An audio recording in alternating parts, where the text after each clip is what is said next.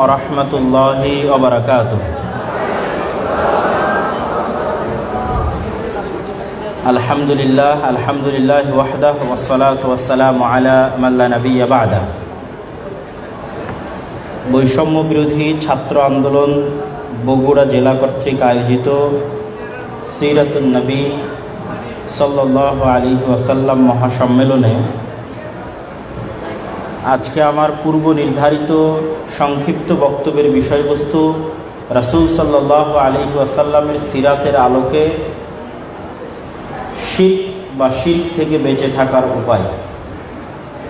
এই নির্দিষ্ট বিষয়ের উপর তথ্যবহুল সংক্ষিপ্ত আলোচনা পেশ করার চেষ্টা করব ইনশাআল্লাহুল আজিজ। আল্লাহ সুবহানাহু ওয়া তাআলা পবিত্র কোরআন মাজিদে বলেন, ওয়ামা আরসালনা মিন ক্বাবলিকা মির রাসূলিন ইল্লা নূহি ইলাইহি আন্নাহু লা ইলাহা ইল্লা আনা ফা'বুদুন। হে আল্লাহর নবী, আমি আপনার প্রতি এবং আপনার পূর্বে যত নবী এবং রাসূল পাঠিয়েছি সকলের প্রতি একটি আদেশই প্রদান করেছি, আর তা হচ্ছে আমি আল্লাহ ব্যতীত ইবাদতের যোগ্য সত্য কোনো মাবুদ নেই, অতএব তোমরা আমার ইবাদত করো। এই আয়াতে আল্লাহ সুবহানাহু ওয়া তাআলা বলছেন তিনি আমাদের নবী এবং পূর্বে পাঠানো সকল নবীর নিকটে একটি দাওয়াত পাঠিয়েছেন, সেটি হচ্ছে ইবাদতের যোগ্য হিসেবে একমাত্র সত্য মাবুদ আল্লাহ সুবহানাহু ওয়া তাআলা। আর এক আয়াতে আল্লাহ সুবহানাহু ওয়া তাআলা নবী রাসূলদের ধারাবাহিকভাবে নাম নিয়ে আল্লাহ সুবহানাহু ওয়া তাআলা পবিত্র কোরআন মাজিদের সূরা আনআমের মধ্যে এক সিরিয়ালে নবী রাসূলদের নাম নিয়েছেন।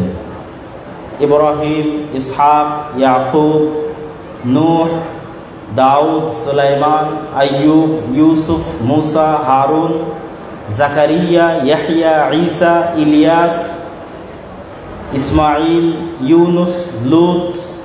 এক সিরিয়ালে এই সকল নবীর নাম নেওয়ার পর আল্লাহ সুবহানাহু ওয়া তাআলা বলছেন, ওয়ালাউ আশরাকু লাহাবিতা আনহুম মা কানু ইয়ামালুন। এই নবীরাও যদি শিরক করে তাহলে এই সকল নবীর সকল আমল আল্লাহ সুবহানাহু ওয়া তাআলা বাতিল করে দেবেন। ধারাবাহিকভাবে এতগুলো নবীর নাম বলার পরে এবং তাদের গুণবাচক সিফাত বর্ণনা করার পরে আল্লাহ সুবহানাহু ওয়া তাআলা বলছেন এই নবীরাও যদি শিরক করে তাহলে এই সমস্ত সম্মানিত নবীদের সকল আমল আল্লাহ বাতিল করে দেবেন শিরকের অপরাধে। তাহলে দুটি সারমর্ম দাঁড়ালো যে আল্লাহ সুবহানাহু ওয়া তাআলা সকল নবী রাসূলের কাছে দাওয়াত পাঠিয়েছেন তাওহীদের, আর সকল নবী রাসূলের আমলও বাতিল হয়ে যেতে পারে শিরকের কারণে। এই একই ধমকি আল্লাহ সুবহানাহু ওয়া তাআলা আমাদের নবীর জন্য প্রয়োগ করেছেন, লাইন আশরাকতা লা ইয়াহবাতান্না আমালুক। হে আল্লাহর নবী, আপনিও যদি শিরকে লিপ্ত হন তাহলে আপনার সকল আমল বাতিল হয়ে যাবে।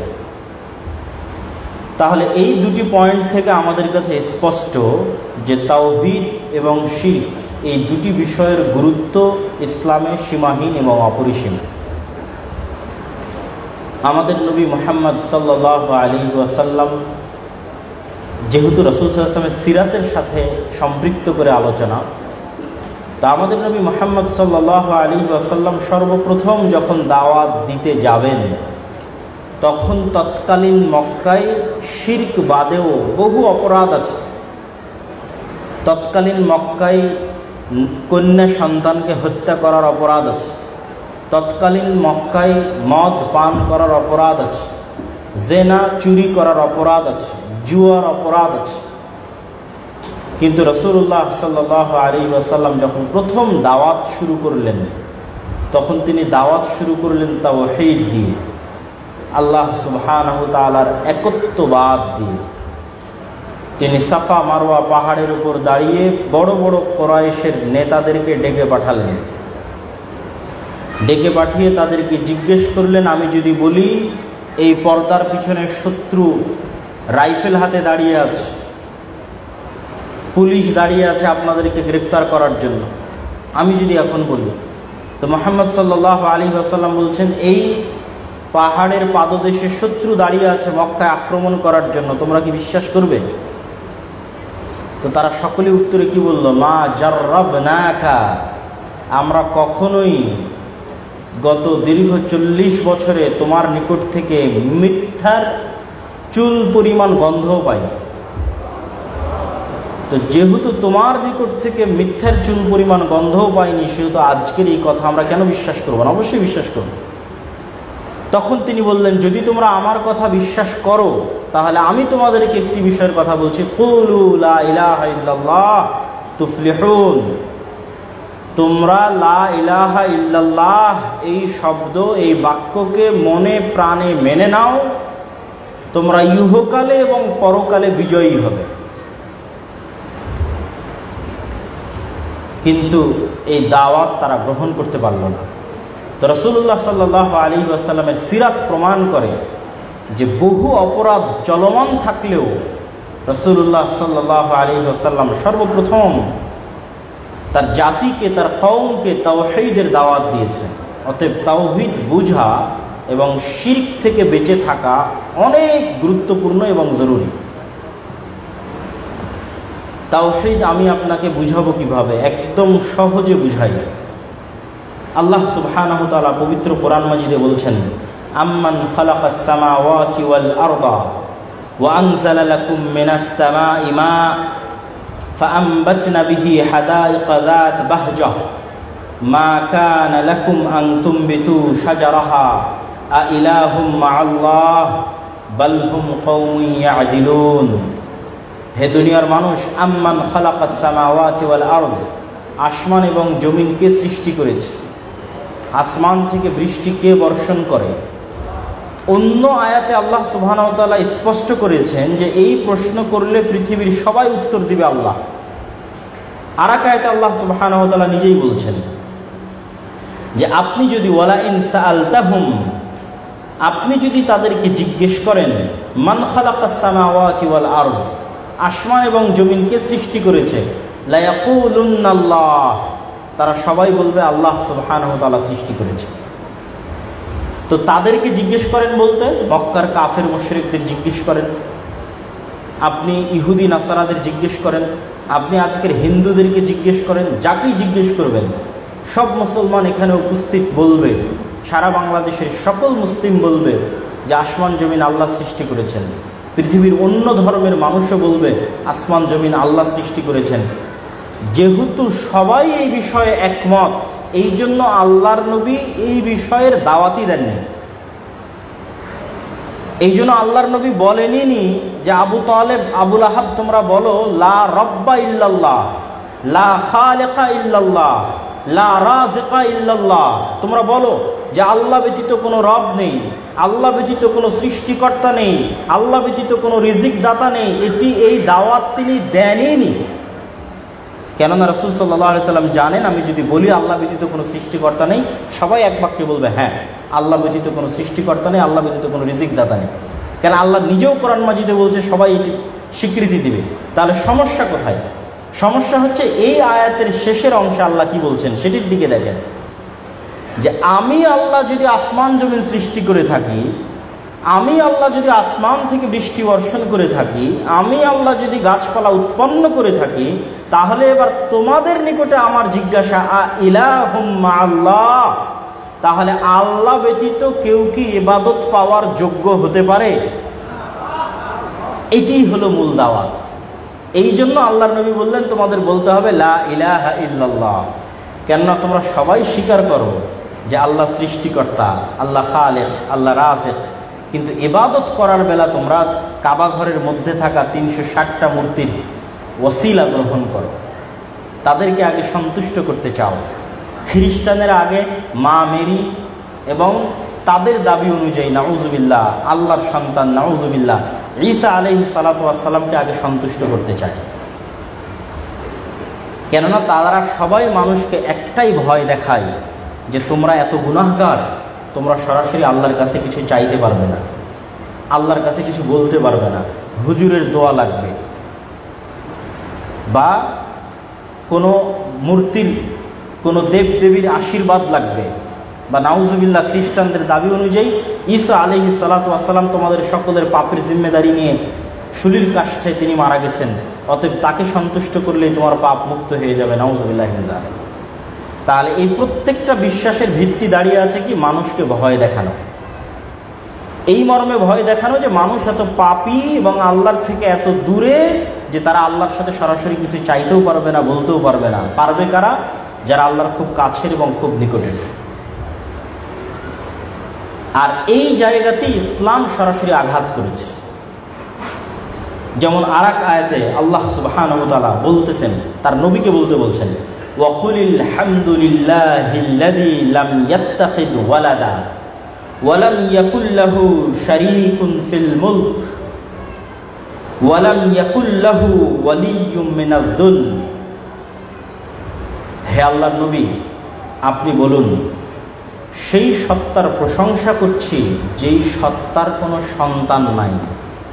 বলেন আল্লাহর প্রশংসা, আলহামদুলিল্লাহ, যে আল্লাহর কোনো সন্তান নেই। আমি আল্লাহর শুকরিয়া আদায় করছি যে আল্লাহর কোনো শরীক নাই। আমি আল্লাহর শুকরিয়া আদায় করছি যে আল্লাহ সুবহানাহু ওয়া তাআলার অধীনস্থ নিকটবর্তী কোনো পিএস চেলা চামচা নাই। এই জন্য আল্লাহর শুকরিয়া আদায় করছি। কেন বলেন তো? যদি আল্লাহর সন্তান থাকতো, যদি আল্লাহর শরীক থাকতো রাষ্ট্রের রাজত্বে, যদি আল্লাহর আউলিয়্যুম মিনাল যুল অধীনস্থ চেলা চামচা থাকতো, তাহলে আমরা বান্দারা কোন বিপদে পড়তাম। আর আল্লাহ সন্তুষ্ট হলে সন্তান সন্তুষ্ট হয় না, সন্তান সন্তুষ্ট হলে আল্লাহ হয় না, চেলা চামচা সন্তুষ্ট হলে উপরওয়ালা সন্তুষ্ট হয় না, উপরওয়ালা সন্তুষ্ট হলে চেলা চামচা সন্তুষ্ট হয় না। তাহলে যাব কোন দিকে আমরা? তখন বান্দাদের জন্য এটি কি হয়ে যেত? কঠিন হয়ে যেত।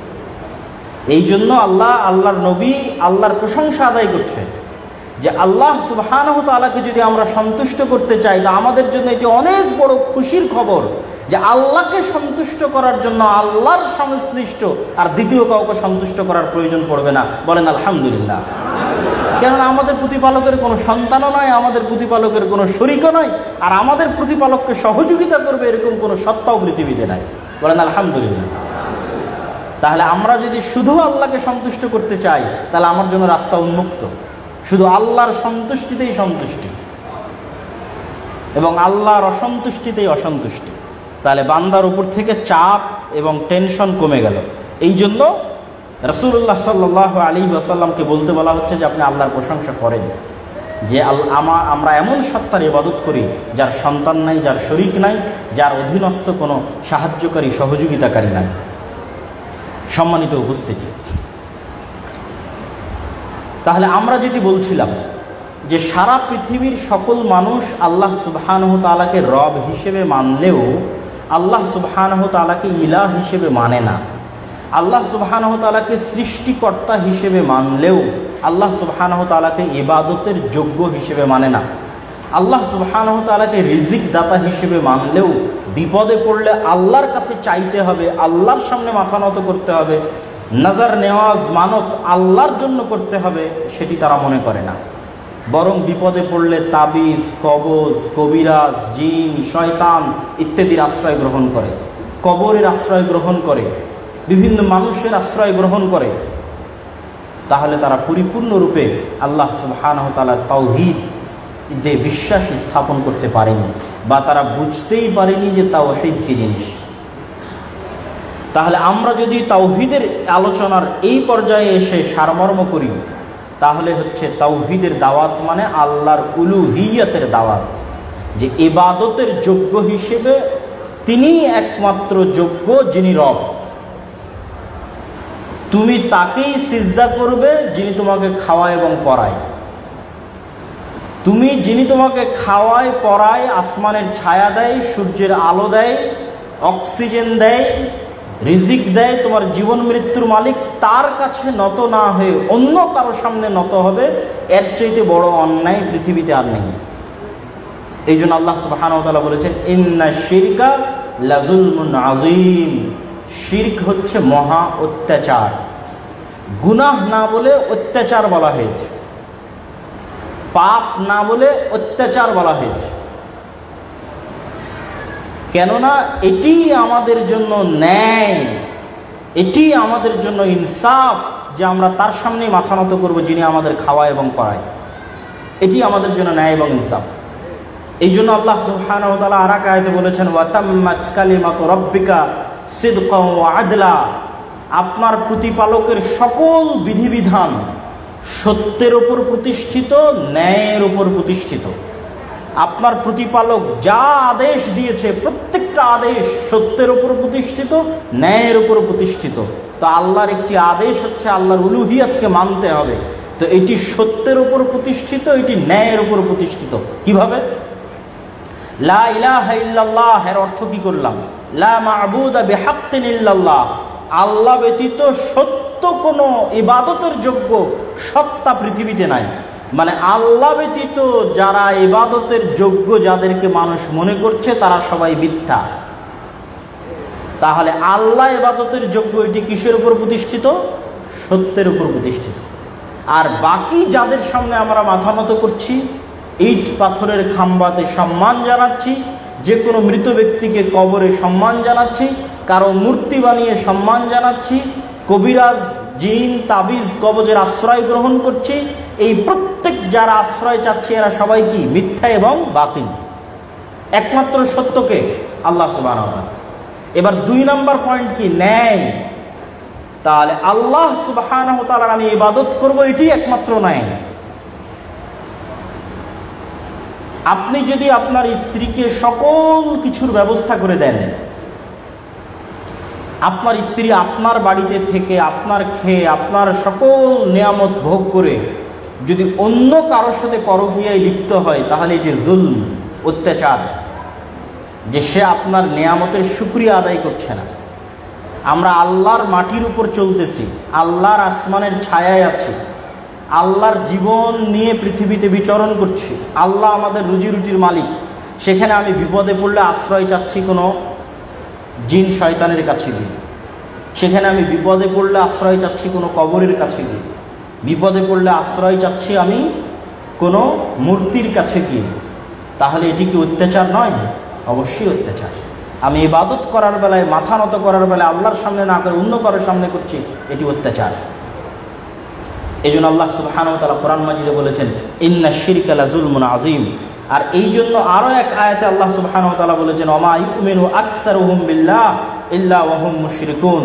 দুনিয়ার অধিকাংশ মানুষ আল্লাহর প্রতি ঈমান আনয়ন করার পরেও শিরকে লিপ্ত হয়, মুশরিক। তো আল্লাহর প্রতি ঈমান কোনটা? ওই যে আল্লাহকে রব হিসেবে মানে, আল্লাহকে সৃষ্টিকর্তা হিসেবে মানে, কিন্তু তারপরেও শিরকে লিপ্ত হয়, মানে আল্লাহর উলুহিয়াতটা বুঝে না, ইলাহ কি এটি বুঝে না। সম্মানিত উপস্থিতি, আল্লাহ সুবহানাহু ওয়া তাআলার এই উলুহিয়াত, এই তাওহীদ এবং এই শিরক মুক্ত জীবন কোরআন মাজিদের পরতে পরতে আল্লাহ সুবহানাহু ওয়া তাআলা তুলে ধরেছেন। যেমন আমরা যদি শুধু সূরা ফাতিহাকে সামনে রাখি, তো সূরা ফাতিহার মধ্যেও আল্লাহ তুলে ধরেছেন কিভাবে? ইয়্যাকা না'বুদু ওয়া ইয়্যাকা নাস্তাঈন। এই আয়াতটি হচ্ছে তাওহীদের আয়াত, শিরক মুক্ত থাকার আয়াত। এই আয়াতটি যদি এভাবে বলা হতো যে না'বুদুকা ওয়া নাস্তাঈনুকা, হে আল্লাহ আপনার ইবাদত করি, আপনার কাছে সাহায্য চাই, এই কথা শতজনকে বলা যায়। আজকে আমার পূর্বে যিনি আলোচনা করে গেছে, আপনি তাকেও বলতে পারবেন, শায়েখ আমি আপনার বক্তব্য শুনে আপনাকে ভালোবাসি। আপনি আমাকেও বলতে পারবেন, শায়েখ আমি আপনাকে ভালোবাসি, আপনার বক্তব্য শুনি। কিন্তু এই বাক্যটা আপনি একজন ছাড়া দ্বিতীয় কাউকে বলতে পারবেন না। সেটি কি? আমি শুধু আপনারই বক্তব্য শুনি, আপনাকেই ভালোবাসি, অন্য কারোটা শুনি না, অন্য কাউকে ভালোবাসি না। এই বাক্যটাকে একজন ব্যতীত দ্বিতীয় কাউকে বলা সম্ভব? সম্ভব না। দ্বিতীয় কাউকে বললে সেটা মিথ্যা হবে। তো ইয়্যাকা না'বুদু ওয়া ইয়্যাকা নাস্তাঈন যখন বললেন, তখন অর্থ দাঁড়ালো এটি যে হে আল্লাহ আমরা শুধু আপনারই ইবাদত করি, আর কারো করি না, শুধু আপনার নিকটেই সাহায্য চাই, আর কারো কাছে চাই না। তাহলে এই আয়াত তখনই মিথ্যা হয়ে যাবে যখন আপনি কোনো কিছুর মিথ্যা কোনো কিছুর আশ্রয় গ্রহণ করবেন, তখন এই আয়াত বাতিল, মিথ্যা। সম্মানিত উপস্থিতি, শুধু তাই নয়, আল্লাহ সুবহানাহু ওয়া তাআলা এই শিরকি হচ্ছে সবচেয়ে বড় তাগুত, এই শিরকি হচ্ছে শয়তানের সবচেয়ে বড় দাসত্ব। এই জন্য আল্লাহ সুবহানাহু ওয়া তাআলা কোরআন মাজিদে যখনই তার নিজের আনুগত্যের কথা এবং শয়তানের কথা, যা বহু বক্তব্যে আমি শয়তানের উপর লম্বা বিস্তারিত আলোচনা তুলে ধরেছি। কিন্তু যখনই আল্লাহ সুবহানাহু ওয়া তাআলা তার আনুগত্যের কথা বলেছেন, তখনই আল্লাহ সুবহানাহু ওয়া তাআলা তার বিপরীতে শিরকের কথা বলেছেন, অথবা তার আনুগত্যের কথা বললে শয়তানের আনুগত্য থেকে বেঁচে থাকতে বলেছেন, তাগুতের আনুগত্য থেকে বেঁচে থাকতে বলেছেন। যেমন দুই একটা আয়াত আপনাদের শোনাই। ওয়ালাকাদ বাআসনা ফি কুল্লি উম্মাতির রাসূলা আন ইবুদুল্লাহ ওয়াজতানিবুত তাগুত। প্রত্যেক উম্মতের মধ্যে একজন করে রাসূল পাঠিয়েছি, আর প্রত্যেক রাসূলের কাছে একটি দাওয়াত পৌঁছে দিয়েছি, ইবাদত হবে আল্লাহর, পরিত্যাগ করতে হবে তাগুতকে। মানে আল্লাহর ইবাদতের বিপরীতে যা হয় তার সবই শয়তানের ইবাদত, তার সবই শয়তানের দাসত্ব। আর শয়তান হচ্ছে সবচেয়ে বড় তাগুত, ইবলিস হচ্ছে সবচেয়ে বড় তাগুত। যেমন আরেক আয়াতে আল্লাহ সুবহানাহু ওয়া তাআলা বলেন, ইয়া আইয়ুহাল্লাযীনা আমানু দুখুলু ফিস-সিলমি কাফা ওয়া লা তাত্তাবিউ খুতুওয়াতিশ শাইতান। হে ঈমানদারগণ, তোমরা ইসলামে প্রবেশ করো পরিপূর্ণভাবে, আর শয়তানের পদাঙ্ক অনুসরণ করিও না। তাহলে পূর্ণ ইসলামে পরিবেশের বিপরীতে দাঁড় করিয়ে দেওয়া হলো শয়তানকে, তথা শিরক হচ্ছে শয়তানের দাসত্ব। আল্লাহ ব্যতীত অন্য আর যে কোনো কিছুর ইবাদত হচ্ছে শয়তানের দাসত্ব।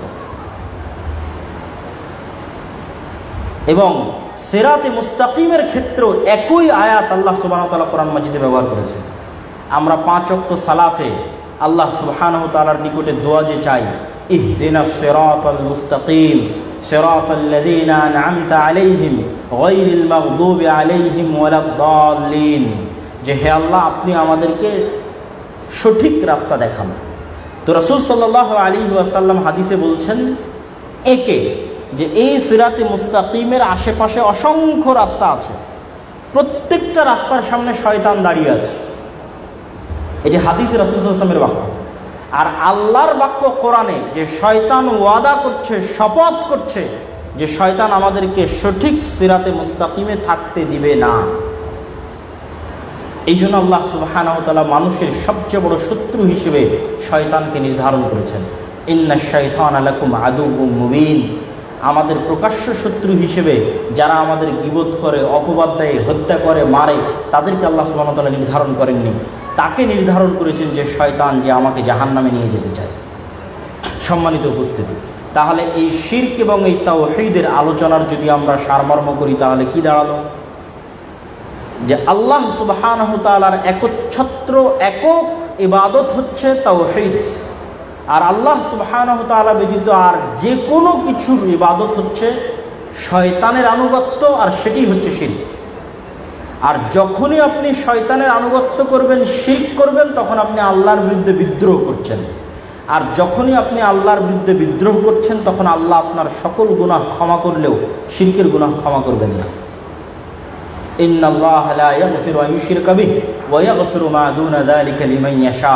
এটি হচ্ছে শিরকের সবচেয়ে বড় ভয়াবহতা। শিরকের ভয়াবহতা দুটি, সবচেয়ে বড় ভয়াবহতা দুটি। এক, যেটা আগে পার হয়ে গেছে, যে নবীরা পর্যন্ত যদি শিরক করে সব আমল ধ্বংস হয়ে যায়। মুহাম্মদ সাল্লাল্লাহু আলাইহি ওয়াসাল্লাম পর্যন্ত যদি শিরক করে সব আমল বাতিল হয়ে যায়। তাহলে আমরা কি? আমরা যদি শিরকে লিপ্ত হই, তাহলে আমাদের আমলের কোনো অস্তিত্ব নাই। আর দ্বিতীয় ভয়াবহতা শিরকের হচ্ছে সব গুনাহ ক্ষমার যোগ্য, কিন্তু শিরকের গুনাহ ক্ষমার যোগ্য নয়। এখান থেকে আবার ভুল বুঝিয়েন না যে দুনিয়াতে ক্ষমার যোগ্য নয়, শ্বাস থাকা পর্যন্ত সব গুনাহ ক্ষমার যোগ্য। এই যে ক্ষমার যোগ্য নয়, এই কথাটা বলা হচ্ছে এটা কিয়ামতের মাঠে। এটা আপনাদেরকে একটু খুলে বলার দরকার আছে, নাহলে বুঝবেন না। রাসূলুল্লাহ সাল্লাল্লাহু আলাইহি ওয়াসাল্লাম বলেছেন, ইন্না শাফাআতি লি আহলিল কাবায়ের মিন উম্মতি। কিয়ামতের মাঠে আমার শাফাত আমার উম্মতের কবিরা গুনাহগারদের প্রাপ্য হক। কিয়ামতের মাঠে আমার উম্মতের যারা কবিরা গুনাহগার আছে, তারা আমার শাফাত পাবে, তবে তারা শাফাত থেকে বঞ্চিত হবে যাদেরকে কোরআন আটকিয়ে দিবে। কোরআন কাকে আটকে দিয়েছে? কোরআন এদেরকে আটকিয়ে দিয়েছে। ইন্নাল্লাহা লা ইয়াগফিরু আন ইউশরিকা বিহি ওয়া ইয়াগফিরু মা দুনা যালিকা লিমান ইয়াশা। আল্লাহ সব গুনাহ ক্ষমার রাস্তা উন্মুক্ত রাখবেন কিয়ামতের মাঠে, শুধু শিরকের গুনাহ ক্ষমা হওয়ার রাস্তা উন্মুক্ত রাখবেন না। কিন্তু যতক্ষণ আমাদের নিঃশ্বাস আছে ততক্ষণ সকল গুনাহ ক্ষমার যোগ্য। যত সাহাবী মুসলিম হয়েছে তারা তো আগে মুশরিকই ছিল, মুশরিক থেকেই তো মুসলিম হয়েছে। তো যখনই আপনি ইসলাম গ্রহণ করছেন তখন আপনার আগের সব কিছু বাতিল। ঠিক আমরাও যদি কোনো শিরকে লিপ্ত হয়ে থাকি বা ভবিষ্যতে লিপ্ত হই, আর যদি শ্বাস থাকে, তাহলে অন্য কোনো গুনাহ থেকে তওবা করার সুযোগ হোক অথবা না হোক, শিরকের গুনাহ থেকে তওবা অবশ্যই হতে হবে। কেননা রাসূলুল্লাহ সাল্লাল্লাহু আলাইহি ওয়াসাল্লাম বলেছেন, মান মাতা ওয়ালাম ইউশরিক বিল্লাহ, যে ব্যক্তি মৃত্যুবরণ করলো এমত অবস্থায় যে তার ঘাড়ে শিরকের গুনাহ নাই, সে একদিন আগে হোক একদিন পরে হোক জান্নাতে যাবেই যাবে ইনশাআল্লাহ। আর যে ব্যক্তি মৃত্যুবরণ করলো এমন অবস্থায় যে তার ঘাড়ে শিরকের গুনাহ আছে, তার জন্য জান্নাত চিরস্থায়ীভাবে হারাম। কিয়ামতের মাঠে তার গুনাহ ক্ষমা হওয়ার কোনো রাস্তা নাই। আমরা আর যত গুনাহ করছি না, এই গুনাহগুলো যদি আমরা ক্ষমা চাওয়া অবশ্যই উচিত, কিন্তু কোনো কোনো মানুষ যদি ক্ষমা নাও চায়, ভুলে যায়, সব গুনাহ হয়তো ক্ষমা চাইতে পারেনি, তারপরেও কিয়ামতের মাঠে ক্ষমা হয়ে যেতে পারে, তারপরেও হতে পারে। অসংখ্য হাদিস আছে তার প্রমাণ। যেমন আমি বহু গুনাহ করেছি, কিন্তু আমি আর এক ভাইয়ের দোষ ত্রুটি গোপন রেখেছি। মান সাতারা মুসলিমান সাতারাহুল্লাহু ইয়াউমাল কিয়ামা। তো কিয়ামতের মাঠে আল্লাহ বিচার করার জন্য আমাকে কাছে ডাকবেন, বলবেন, দেখো এই এই গুনাহগুলো তুমি করনি। তো বলে, হ্যাঁ আল্লাহ, এই গুনাহগুলো আমি করেছি। তো বলে, দুনিয়াতে তোমার এই গুনাহগুলো আমি গোপন রেখেছিলাম, আজ কিয়ামতের মাঠেও গোপন রেখে দিলাম। বলেন আল্লাহু আকবার। তাহলে আপনি ক্ষমা না চাইতেও আল্লাহ সুবহানাহু ওয়া তাআলা কিয়ামতের মাঠে ক্ষমা করে দিতে পারে। আপনি ক্ষমা না চাইতেও আপনি মুহাম্মদ সাল্লাল্লাহু আলাইহি সাল্লামের শাফাত পেয়ে যেতে পারেন। কিন্তু এই যে যতগুলো অপশন আছে কিয়ামতের মাঠে, এই সব অপশনগুলো বন্ধ হয়ে যাবে কোথায় গিয়ে বলেন? একটু জোরে বলেন, কোথায় গিয়ে বন্ধ হয়ে যাবে? শিরকে গিয়ে বন্ধ হয়ে যাবে।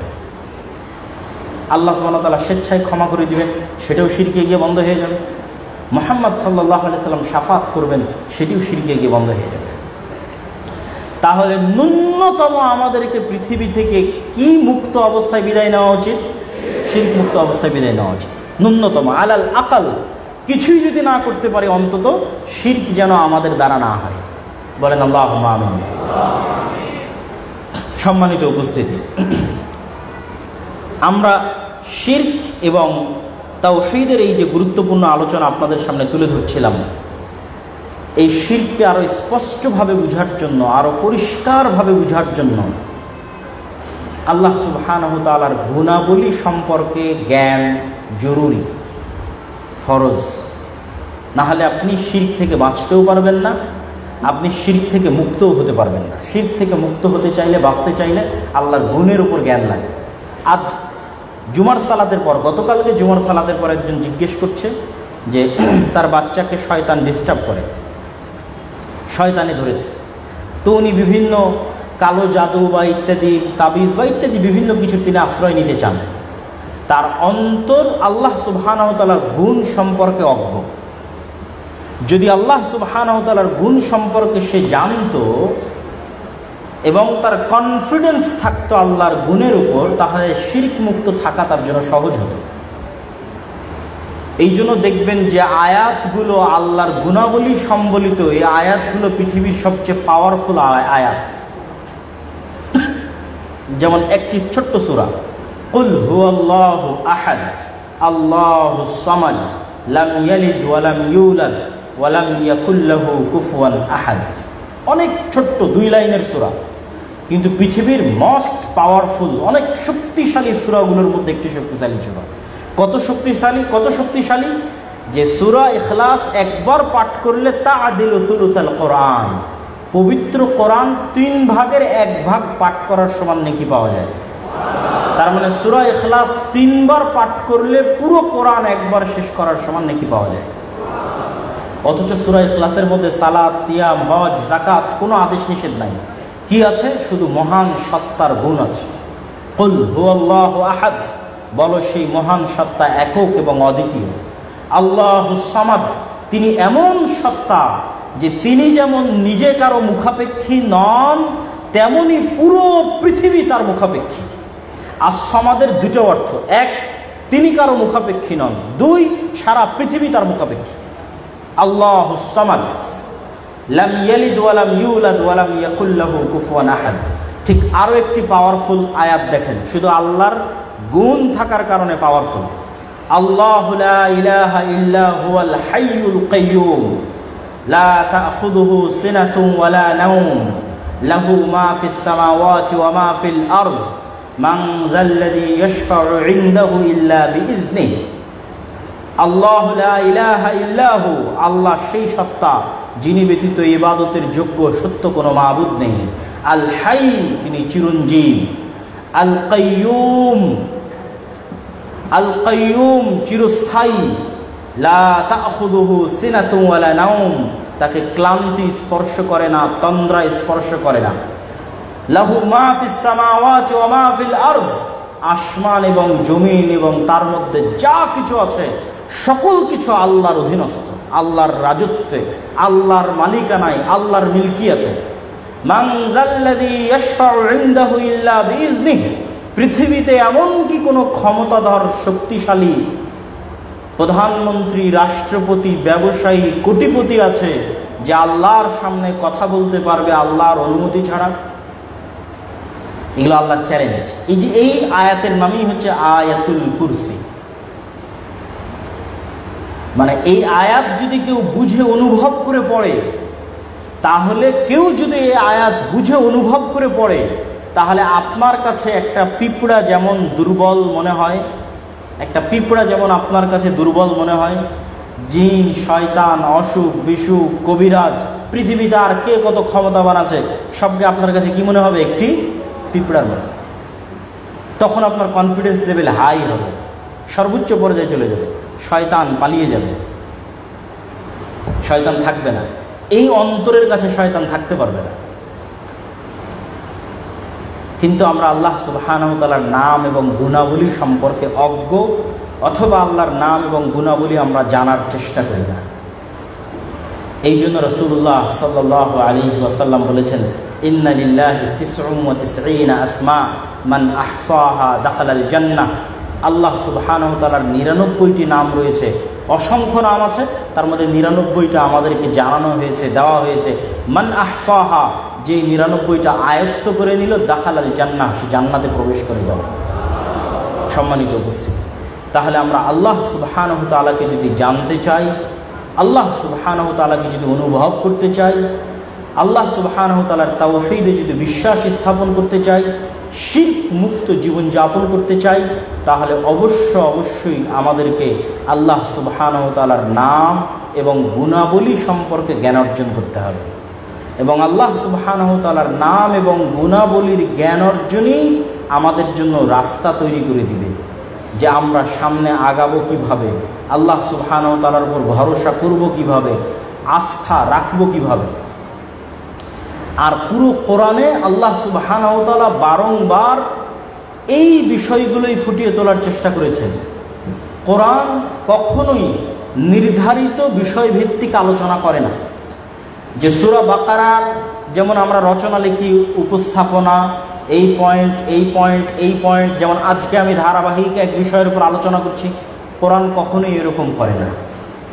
কোরআনে র্যান্ডমলি ঘুরিয়ে ফিরিয়ে আল্লাহ সুবহানাহু ওয়া তাআলা একই কথা, একই জিনিস বিভিন্ন সময় বিভিন্ন আঙ্গিকে বিভিন্নভাবে কোরআনে তুলে ধরে।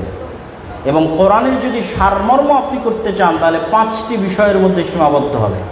এবং কোরআন বুঝলেই আপনার জন্য তাওহীদ বুঝা এবং শিরক মুক্ত থাকা, আপনার অন্তরে তাওহীদ পরিপূর্ণভাবে প্রবেশ করবে কোরআন যদি আপনি সঠিকভাবে বুঝতে পারেন। আর তাওহীদ পরিপূর্ণভাবে বুঝার সুফল কি? এই উম্মতের 70,000 মানুষ বিনা হিসাবে জান্নাতে যাবে। তারা কারা? তাদের কথা বলতে গিয়ে রাসূল সাল্লাল্লাহু আলাইহি সাল্লাম বলছেন, যারা কোনোদিন ঝাড়ফুঁকো করে চায়নি। মানে দুনিয়াতে একদল মানুষ বসবাস করে যাদের তাওহীদের লেভেল এত উপর পর্যায়ে, এত উপরে যে তারা সবর করে না, রেজা করে, রেজা। তাদের ঈমান এবং তাওহীদ আবু বকরের মতো। সবর কি, রেজা কি? সবর হচ্ছে আমার ছেলে মারা গেল, ফার্স্ট চান্সেই আমার কষ্ট হবে, দুঃখ হবে, চোখ দিয়ে পানি পড়বে, আমি হাই হতাশ করবো, আফসোস করব, আধা ঘন্টা পর, 1 ঘন্টা পর, অথবা 1 দিন পর, অথবা 3 দিন পর বলবো যাক ধৈর্য ধারণ করছি। এটি সবর, এটি খারাপ কিছু না, ভালো, এটিও আল্লাহ সুবহানাহু ওয়া তাআলা প্রশংসা করেছে। আর রেজা কি? তার অন্তরে আল্লাহর প্রতি বিশ্বাস এবং আল্লাহর প্রতি তাওহীদ এত উপরে যে যখন সে শুনছে যে তার সন্তান মারা গেছে, তখন সে সেটিকে আল্লাহর ফায়সালা মনে করে এটির উপরে সন্তুষ্ট হয়ে যায়। স্বাভাবিক একজন মানুষের ওই পর্যায়ে ওঠা অনেক কঠিন। তো ওই যে 70,000 মানুষ যারা বিনা হিসাবে জান্নাতে যাবে, এদের পুরো হৃদয়টাই হচ্ছে তাওহীদ, মানে এদের অন্তরে 100% তাওহীদ আছে, যেমন তাওহীদ ছিল ইব্রাহিম আলাইহিস সালাতু ওয়াস সালামের অন্তরে। আর আমাদের অন্তরে 100% তাওহীদ এখনো জায়গা করে নিতে পারেনি, এটা কঠিন মানুষের জন্য। যার অন্তরে 100% তাওহীদ আছে সে হুজুরের কাছেও দোয়া চাইবে না যে আপনি আমার সন্তানের জন্য দোয়া করে দেন। দোয়া চাওয়া ভালো জিনিস, আরেকজনের কাছে ঝাড়ফুঁক করে নেওয়া ভালো। ওখানে যে গুণাবলীগুলো বলা আছে, এই গুণাবলীগুলো হারাম নয়, মানুষ করতে পারে, কিন্তু যিনি সর্বোচ্চ পর্যায়ের তাওহীদে বিশ্বাসী তিনি এগুলো করে না, মানে তার স্বভাবের মধ্যে নেই। আপনি নিজে থেকে জোর করে নিয়ে আসবেন বিষয়টা এমন না, কিন্তু তার সাথে আল্লাহ সুবহানাহু ওয়া তাআলার সম্পর্ক এত গভীর যে তার স্বভাবের মধ্যে এটি অটোমেটিকই নাই। সে আল্লাহ সুবহানাহু ওয়া তাআলার ফরজ আদায় করার পাশাপাশি নফল এবং সুন্নাত এত বেশি পরিমাণে আদায় করতে থাকে যে সে আল্লাহ সুবহানাহু ওয়া তাআলার এত নিকটবর্তী হয়ে যায় যে আল্লাহ সুবহানাহু ওয়া তাআলাও তার দরবারে ফেরেশতাদের সামনে তার কথা স্মরণ করে, ফেরেশতাদেরকে তাকে ভালোবাসার জন্য আদেশ প্রদান করে, ফেরেশতারাও আর বাকি ফেরেশতাদেরকে তাকে ভালোবাসার জন্য বলে। আস্তে আস্তে সে আল্লাহর ওয়ালি, আল্লাহ সুবহানাহু ওয়া তাআলার বন্ধু হয়ে যায়। কেমন বন্ধু হয়ে যায়? তার মুখ দিয়ে যদি কোনো কথা বের হয় সেটি পূরণ না করতে আল্লাহ লজ্জা পান। এটি বাস্তবতা যে যখন ইব্রাহিম আলাইহিস সালাতু ওয়াস সালামের স্ত্রী সারা আলাইহিস সালাতু ওয়াস সালাম আল্লাহর কাছে দোয়া করছে যে আল্লাহুম্মা লা তুসাল্লিত আলাইয়া হাযাল কাফির, আল্লাহুম্মা ইন কুনতা তা'লাম ইন্নী আহসানতু ফারজি, হে আল্লাহ আপনি যদি জেনে থাকেন আমি আমার লজ্জাস্থানের হেফাজত করেছি, তাহলে আজকে এই কাফেরকে আমার উপর বিজয় করিয়েন না। তাহলে সারার কানেকশন আল্লাহ সুবহানাহু ওয়া তাআলার সাথে এত শক্তিশালী যে তার মুখ দিয়ে বের হওয়া কোনো কথা আল্লাহ বাস্তবায়ন করবেন না, এতে কে লজ্জা পায়? আল্লাহ নিজে লজ্জা পায়। এবং এই সমস্ত মানুষদের সাথে পৃথিবীতে যদি কেউ শত্রুতা করে, দুশ্মনী করে, তাহলে ওই ব্যক্তির সাথে কে শত্রুতা করে? আল্লাহ শত্রুতা করে। ওই ব্যক্তির সাথে আল্লাহ যুদ্ধ ঘোষণা করে যে সে আল্লাহর বন্ধুর সাথে শত্রুতা করছে। এই জন্য কাম্মিন রজুলিন, কত মানুষ আছে পৃথিবীতে যারা দুনিয়াতে প্রসিদ্ধ কিন্তু আল্লাহর কাছে অপ্রসিদ্ধ, আর কত মানুষ আছে দুনিয়াতে অপ্রসিদ্ধ কিন্তু আল্লাহর কাছে প্রসিদ্ধ। তো আমাদেরকে চেষ্টা করতে হবে কার কাছে প্রসিদ্ধ হওয়ার? আল্লাহ সুবহানাহু ওয়া তাআলার কাছে প্রসিদ্ধ হওয়ার। কেন আমরা দিন শেষে আল্লাহ সুবহানাহু ওয়া তাআলার নিকটেই ফেরত যাব। আর এই বিশ্বাস থেকেই আমাদেরকে দূরে রাখার চেষ্টা করবে সবসময় শয়তান, যে আমরা মারা যেতে পারি এই বিশ্বাস যেন আমাদের অন্তরে না আসে। তো আমরা যে বিষয়ে আলোচনা করছিলাম যে আমরা যদি তাওহীদ সম্পর্কে পূর্ণ বিশ্বাস আনতে চাই, তাহলে 1 নম্বরে আল্লাহর নাম এবং গুণাবলী সম্পর্কে জ্ঞান অর্জন করতে হবে, পাশাপাশি কোরআন ভালোভাবে বুঝতে হবে। এবং কোরআনের 5টি বিষয়ের মধ্যে কোরআনের আলোচনা ঘুরপাক খায়। হয় আল্লাহ সুবহানাহু ওয়া তাআলা পবিত্র কোরআন মাজিদে অতীতের নবীদের ঘটনা বলবেন, অথবা অতীতের অভিশপ্ত জাতিদের ঘটনা বলবেন, ঘুরিয়ে ফিরিয়ে বলতেই থাকবেন। এই মুসা, এই ফেরাউন, আবার 10 পৃষ্ঠা পর আবার মুসা, আবার ফেরাউন, আবার 10 পৃষ্ঠা পর আবার মুসা, আবার ফেরাউন, আসতেই থাকবে বিভিন্ন আঙ্গিকে, বিভিন্ন প্রেক্ষাপটে। এখানে ইউসুফ, ওখানে ইব্রাহিম, আবার ইউসুফ, আবার ইব্রাহিম, আসতেই থাকবে। এখানে আদ সামুদ, আবার কওমে লূত, আসতেই থাকবে, বিভিন্ন প্রেক্ষাপটে আসতে থাকবে মানুষের সাইকোলজির সাথে, যেন মানুষের কোরআন বুঝতে সুবিধা হয় এবং মেইন মেসেজগুলো, মূল মেসেজগুলো মানুষের ব্রেনে ঢুকে যায়। তাহলে একটা টপিক আল্লাহ সুবহানাহু ওয়া তাআলা আলোচনা করবেন অতীতের ইতিহাস, এই জন্য ইতিহাসের গুরুত্ব আছে। দ্বিতীয় আরেকটা টপিক আল্লাহ সুবহানাহু ওয়া তাআলা আলোচনা করবেন আল্লাহর দয়া, আল্লাহর নিয়ামত, আল্লাহর সৃষ্টি রহস্য। বারবার বলতে থাকবেন আমি আসমান জমিন সৃষ্টি করেছি, আসমান জমিনে যা আছে সব কিছু আমার অধীনস্থ, আসমান জমিনের রাজত্ব আমার, গাছপালা আমি তৈরি করেছি, বৃষ্টি আমি বর্ষণ করি, নদী নালা আমি প্রবাহিত করেছি, পাহাড় আমি স্থাপন করেছি। বলতেই থাকবেন, বলতেই থাকবেন, বলতেই থাকবেন। আল্লাহর যত সৃষ্টি রহস্য আছে, নিয়ামত আছে, ঘুরে ফিরে আসতেই থাকবে। 3 নম্বরে আল্লাহ সুবহানাহু ওয়া তাআলা বারবার আলোচনা করতে থাকবেন পরকাল। ইসলামের 2টি মৌলিক বিশ্বাস, এক আল্লাহর প্রতি ঈমান, 2 পরকালে বিশ্বাস। এই জন্য বিস্তারিত বিশ্বাস তো 6টা, কিন্তু যখনই আল্লাহ অথবা আল্লাহর রাসূল সংক্ষিপ্ত করেছে বিশ্বাসকে, তখন 2টার মধ্যে সংক্ষিপ্ত করে দিয়েছে। মান ইউমিন বিল্লাহ ওয়াল ইয়াউমিল আখির, যে ব্যক্তি আল্লাহকে বিশ্বাস করে এবং পরকালে বিশ্বাস করে, ফালইউকরিম যায়ফাহ, সে যেন তার মেহমানকে মেহমানদারি করায়। এরকম অসংখ্য হাদিস এবং আয়াতে আল্লাহ এবং আল্লাহ রাসূল সংক্ষিপ্ত করেছেন 2টি বিশ্বাসের উপর, এক আল্লাহর প্রতি ঈমান, 2 পরকালে বিশ্বাস। তাহলে পরকালের বিশ্বাসের কথা কিভাবে আসবে? কিয়ামতের কথা আসবে, জান্নাতের কথা আসবে, জাহান্নামের কথা আসবে, জাহান্নামের ভয়াবহতার কথা আসবে, জান্নাতের অফুরন্ত নিয়ামতের কথা আসবে, আর কিয়ামতের মাঠের ভয়াবহতার কথা আসবে, যেমন সূরা জিলজাল, যেমন সূরা কারিআ। তাহলে এই বিষয়গুলো ঘুরে ফিরে আসতে থাকবে পরকাল। কেন? পরকালে বিশ্বাস ইসলামের একটা মৌলিক বিশ্বাসের অন্তর্ভুক্ত। এই পরকালের প্রতি দৃঢ় বিশ্বাসই আমাদের রাস্তা চলতে সহজ করবে। পরকালের প্রতি দৃঢ় বিশ্বাস না থাকার কারণেই আমরা দুনিয়াকে প্রাধান্য দিই এবং পরকালকে বিসর্জন দিই। এই জন্য আল্লাহ সুবহানাহু ওয়া তাআলা কোরআন মাজিদে বারবার বলতে থাকবে যে পরকালে তোমাদের জন্য যা আছে সেটি দুনিয়ার তুলনায় বেশি কল্যাণকর। আল্লাহর নিকটে যা আছে সেটি তোমাদের দুনিয়ার তুলনায় বেশি কল্যাণকর। আর দুনিয়া তোমাদের জন্য খেলতামাশার বস্তু, দুনিয়া তোমাদের জন্য ধোঁকা। লাইবুন ওয়া লাহু ওয়ামাল হায়াতুদ দুনিয়া ইল্লা লাইবুন ওয়া লাহু, এই পুরো পৃথিবী খেলতামাশা এবং মায়াজাল ছাড়া কিছুই নয়।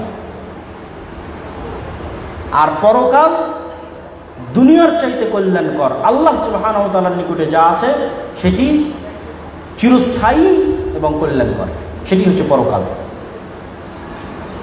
তাহলে এই বিষয়গুলোর মাধ্যমেই আপনার শিরক মুক্ত বিশ্বাস আপনার দৃঢ় হবে, আল্লাহ সুবহানাহু ওয়া তাআলার সাথে সম্পর্ক আপনার শক্তিশালী হবে, আল্লাহ সুবহানাহু ওয়া তাআলার সাথে সম্পর্ক আপনার মজবুত হবে।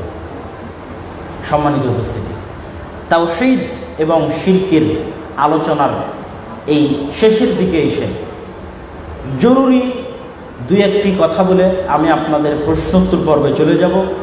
যদি লিখিত প্রশ্ন নেওয়ার ব্যবস্থা থাকে তাহলে লিখিত, আর যদি সরাসরি প্রশ্ন করার ব্যবস্থা থাকে তাহলে সরাসরি প্রশ্ন। সেটি হচ্ছে, যেহেতু আজকের এই আয়োজনটা তরুণ ছাত্র সমাজের কর্তৃক আয়োজন, সেহেতু তরুণ ছাত্র সমাজের প্রতি আমার বিশেষ নাসিহা এবং বিশেষ উপদেশ থাকবে। এই যে স্বৈরাচারের পতন হয়েছে দীর্ঘ 15 বা 16 বছরের ফ্যাসিজমের পরে, আমাদেরকে মনে রাখতে হবে এই দীর্ঘ 15-16 বছরের ফ্যাসিজমের জন্য ব্যক্তি দায়ী নয়, সিস্টেম দায়ী। মানে আপনাকে এই বিশ্বাস অন্তরে স্থাপন করতে হবে, না হলে আপনি ধোঁকাগ্রস্ত হবেন। আপনাকে অন্তরে এই বিশ্বাস স্থাপন করতে হবে যে আমাকে ক্রস ফায়ার দিয়ে হত্যা করেছে, গুম করেছে, আয়না ঘরে বন্দি রেখেছে গণতান্ত্রিক সেকুলার সিস্টেম। এই বিশ্বাস আপনার জন্য রাস্তা তৈরি করে দেবে। কেননা এই দীর্ঘ 15-16 বছর শাসন পরিচালনায় করা হয়েছে গণতন্ত্রের নামে, শাসন পরিচালিত হয়েছে সেকুলারিজমের নামে। তাহলে ব্যক্তিকে দোষারোপ করলে, সিস্টেম টিকে থাকলে আবারও এরকম স্বৈরাচারের উত্থান ঘটবে। আর যদি আপনি সিস্টেমকে দোষারোপ করেন, মনে করেন যে আমার ছাত্র ভাইদেরকে হত্যা করেছে কে?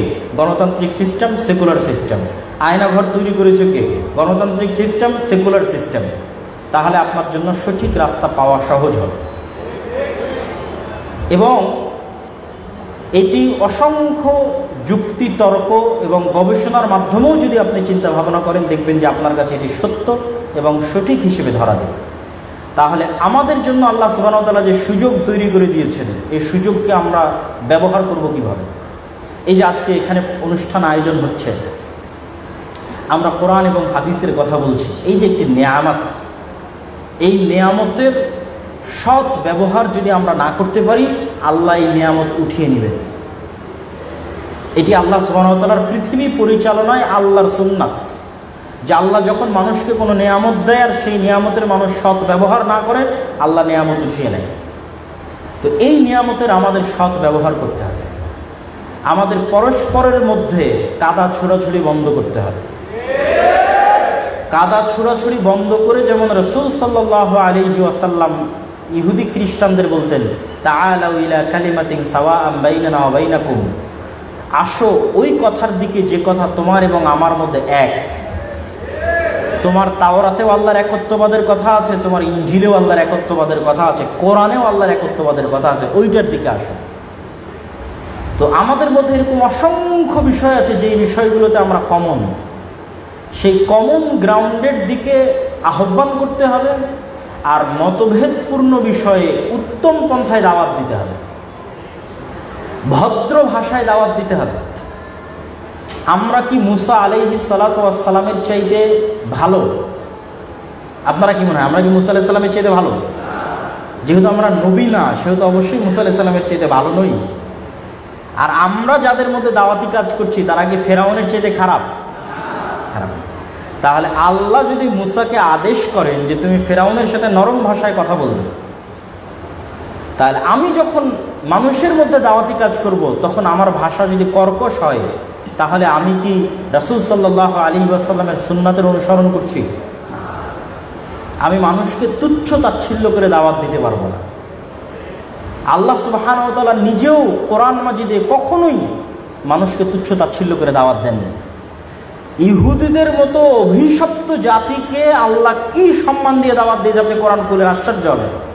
ইয়া বানি ইসরাঈল আযকুরু নি'মাতি আল্লাতী আন'আমতু আলাইকুম, হে বানু ইসরাইলেরা স্মরণ করো সেই সময়ের কথা, আমি তোমাদেরকে কি মর্যাদা দিয়েছিলাম, কি সম্মান দিয়েছিলাম। তো বানু ইসরাইল নামে ডাকাটাই তো ওকে সম্মান দেওয়া। আবার বলতেছে স্মরণ করো তোমাকে কি সম্মান দিয়েছিলাম, কি নিয়ামত দিয়েছিলাম। আল্লাহ চাইলে তো বলতে পারে যে এই অভিশপ্ত ইহুদিরা, নবীদের হত্যাকারীরা, কিন্তু এটি আল্লাহর দাওয়াতের স্ট্র্যাটেজি নয়। তাহলে আমরা দাওয়াত দিতে গিয়ে যদি আমরা মানুষকে তুচ্ছ তাচ্ছিল্য করে কথা বলি, ছোট ভাষায় কথা বলি, তাহলে এই যে আল্লাহর নিয়ামত যে পরিবেশ বিরাজ করছে, এই পরিবেশটা কি হবে? নষ্ট হবে, এবং আল্লাহ সুবহানাহু ওয়া তাআলা এই নিয়ামত উঠিয়ে নেবে। তৃতীয় আরেকটি যেটি করণীয়, যে যুবক ভাইয়েরা আজকের অনুষ্ঠান আয়োজন করেছে, এইরকম উপস্থিত বক্তব্য দিয়ে মানুষকে উৎসাহিত করা যায়, মানুষের অন্তরে আগ্রহ তৈরি করা যায়, কিন্তু মানুষকে প্রকৃত অর্থে একাডেমিক জ্ঞান দেওয়া যায় না। একাডেমিক জ্ঞানের জন্য গ্রুপ স্টাডির কোনো বিকল্প নাই, বই ভিত্তিক গ্রুপ স্টাডির কোনো বিকল্প নাই, যে আমরা নির্ধারিত বই নিলাম এবং সেই বইয়ের উপর ধারাবাহিক প্রতি সপ্তাহে আমরা পড়তে থাকব এবং পরস্পরে আলোচনা করতে থাকবো আজকের এটি থেকে আমি কি বুঝতেছি। এটির মাধ্যমে জ্ঞানের ডেভেলপ হয়, জ্ঞানের মাধ্যমেই মানুষের পার্সোনালিটিতে পরিবর্তন আসে, আর মানুষের ব্যক্তিত্ব এবং পার্সোনালিটিতে পরিবর্তন আসলেই সমাজে পরিবর্তন আসে। এই যে 5ই আগস্টের এই সুযোগ ইসলামপন্থী দলগুলো কাজে লাগাতে পারেনি,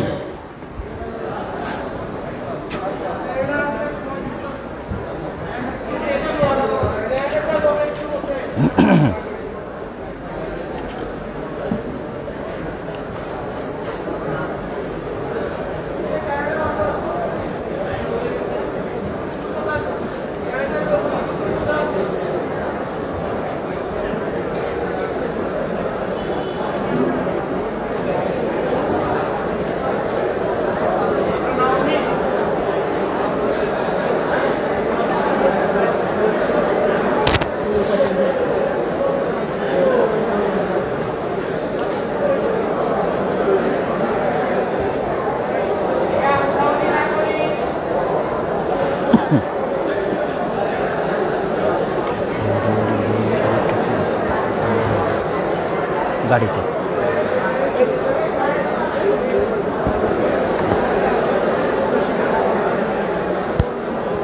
জেনারেটর দিতে কি দেরি হবে? দিচ্ছে না কেন?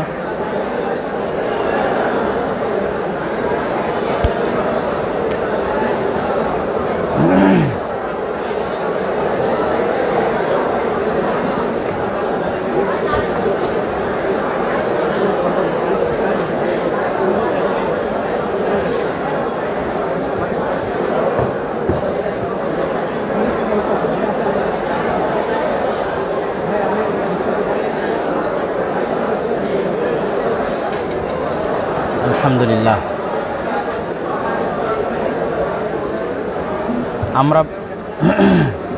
আমরা বলছিলাম, আওয়াজ নাই কিন্তু,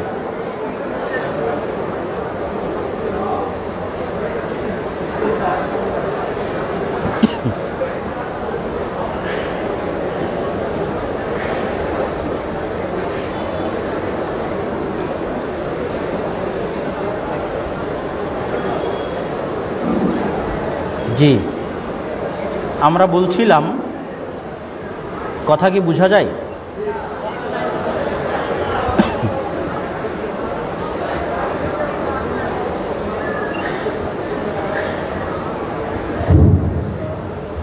জি আমরা বলছিলাম যে 5ই আগস্টের যে সুযোগ, এই সুযোগগুলোকে ইসলামী দল এবং ইসলামী সংগঠনগুলো কাজে লাগাতে পারেনি, তার সবচেয়ে বড় কারণ হচ্ছে দুটি।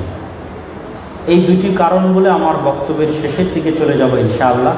যে উপদেশ নাসিহাতগুলো ছাত্র তরুণ সমাজের জন্য, তার মধ্যে এটি অন্যতম এবং গুরুত্বপূর্ণ একটি উপদেশ এবং নাসিহাত। তার 1 নাম্বার হচ্ছে দাওয়াতি কাজে পূর্ণাঙ্গ মনোনিবেশ না থাকা, ব্যাপক দাওয়াতি কাজ না থাকা। 2 নাম্বার হচ্ছে শক্তিশালী প্রতিষ্ঠান না থাকা। শক্তিশালী প্রতিষ্ঠান বলতে কি বোঝায়? আমরা সবসময় এইরকম বাহ্যিক সম্মেলন, সমাবেশ, তাকবীর, মিছিল, মিটিং তারা কিছু ঘটিয়ে ফেলে, আমরা রিয়্যাক্ট করি। আমরা দীর্ঘমেয়াদী পরিকল্পনা করে কোনো অ্যাকশানে যেতে পারি না। তারা অ্যাকশান নেয়, আমরা রিয়াকশান দিই। এইভাবেই কিন্তু গত 100 বছর থেকে মুসলমানদের সময় পার হয়ে আসতেছে।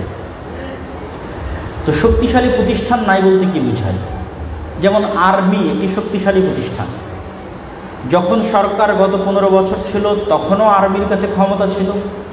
যখন রাষ্ট্র অকেজো, তখন আরও বেশি ক্ষমতা আর্মির হাতে। এরকম আরও অসংখ্য প্রতিষ্ঠান আছে, প্রথম আলোর মতো, ডেইলি স্টারের মতো, ব্রাকের মতো, মানবাধিকার সংস্থা অধিকারের মতো, যারা গত 15 বছর তাদের কাছে ক্ষমতা ছিল, এখন তাদের কাছে ক্ষমতা আরও বেশি।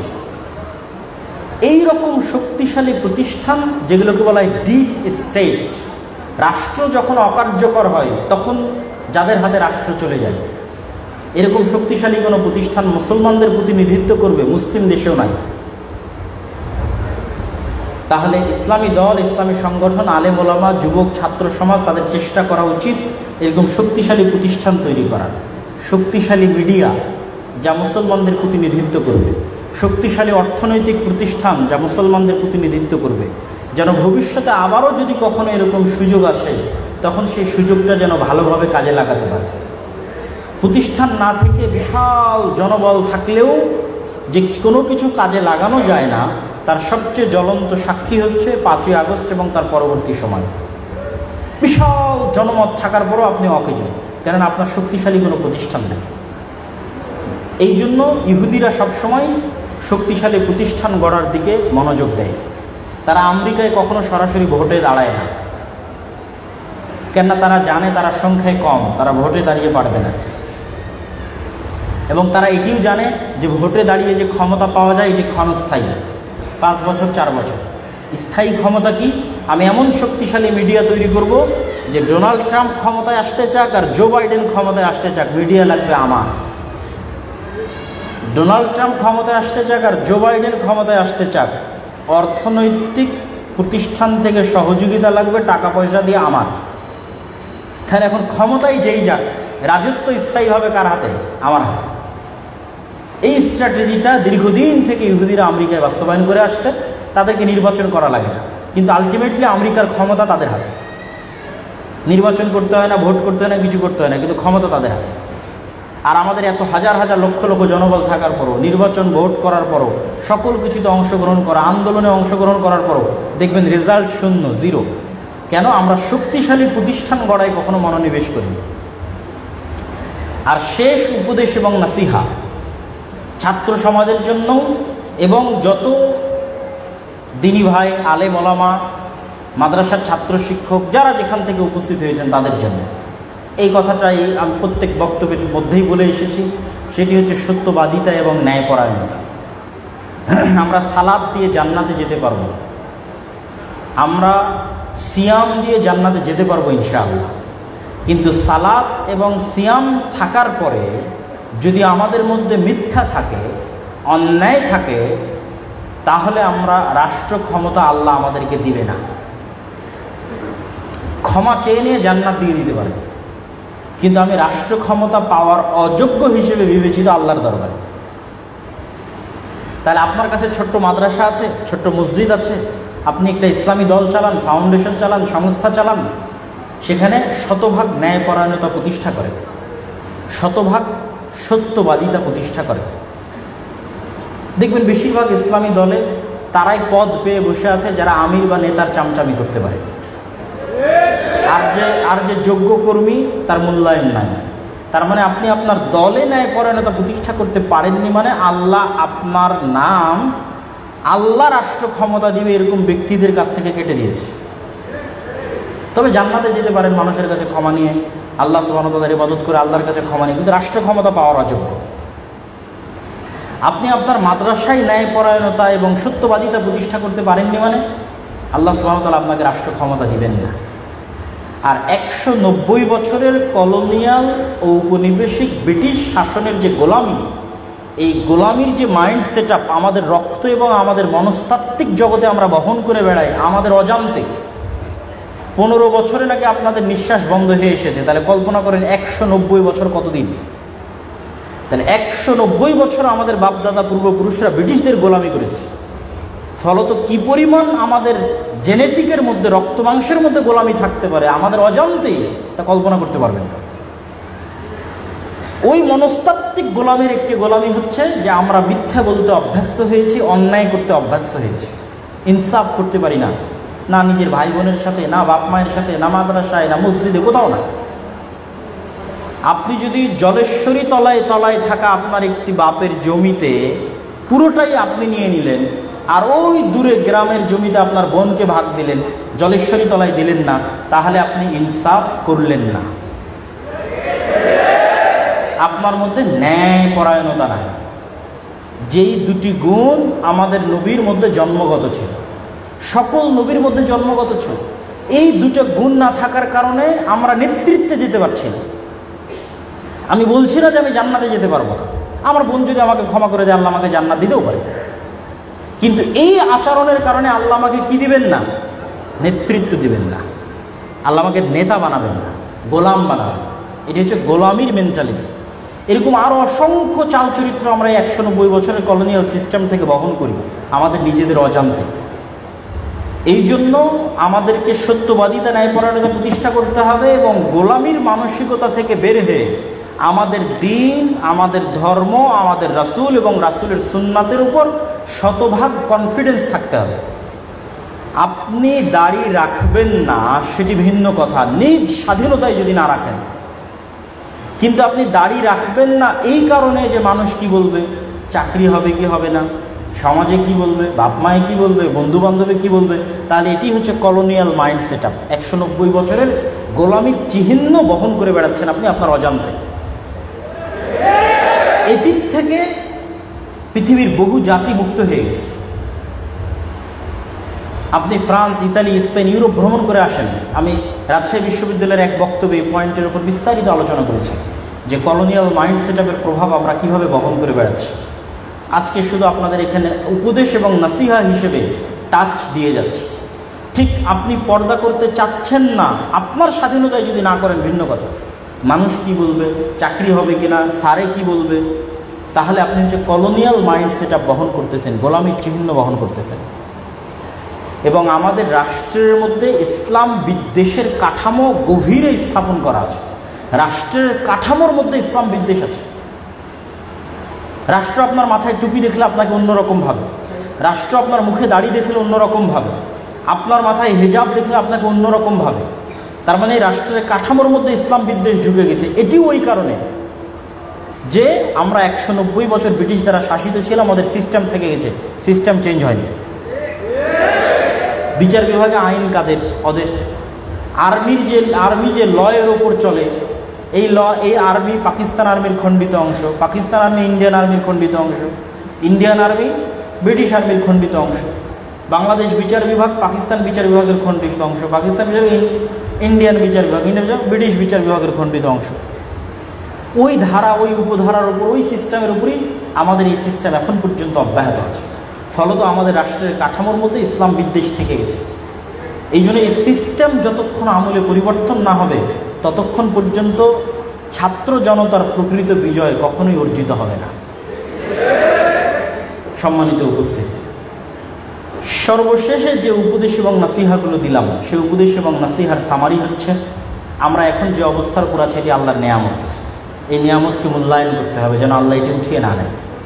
এই মূল্যায়নের অন্যতম মাধ্যম হচ্ছে কাদা ছোড়াছড়ি বন্ধ করে ভ্রাতৃত্ব বাড়াতে হবে, দাওয়াতের ভাষা নম্র এবং ভদ্র করতে হবে, গ্রুপ স্টাডি বই ভিত্তিক। যেমন আজকেও আমরা সবসময় হয়তো আসার সুযোগ হয় না, বগুড়া শহরেও আমাদের সবসময় আসার সুযোগ হবে না। আমাদের যে গবেষণা কেন্দ্রিক যে বইগুলো আছে সেগুলো আজকে আপনারা গাড়িতে পেতে পারেন।